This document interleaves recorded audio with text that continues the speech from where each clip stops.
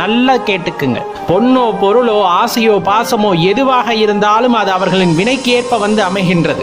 ஆனா இறைவன் அப்படிங்கிறதோ இந்த பிரபஞ்சம் அப்படிங்கிற அந்த சூட்சமமோ அல்லது அதையும் தாண்டி இருக்கக்கூடிய அந்த ரகசியங்களோ சிவரகசியங்களோ அல்லது சிவபெருமானை உணர வேண்டும் என்று இருந்தாலோ உங்களை நீங்கள் உணர வேண்டும் என்று இருந்தாலோ சாதாரணமாக வழிபாடு இல்லாமல் நடக்காது.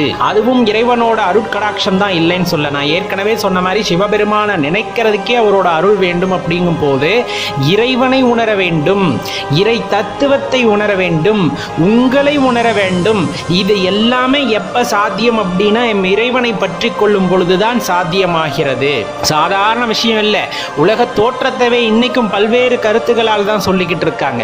அதே போல பிரபஞ்சம் அதை தாண்டியும் பல விஷயங்கள் வந்துட்டு இந்த பிரபஞ்சத்தில் இருக்கிறது. அப்படிங்கும் போது அதோட இயக்கங்களை பற்றியும் அதோட தோற்றத்தை பற்றியும் உணர்ந்து கொள்ள வேண்டும் என்றால் ஆன்மீகத்திலே மெய்சனை பற்றி கொள்வதால் மட்டுமே முடிகிறது அப்படிங்கிறது தான் உண்மை.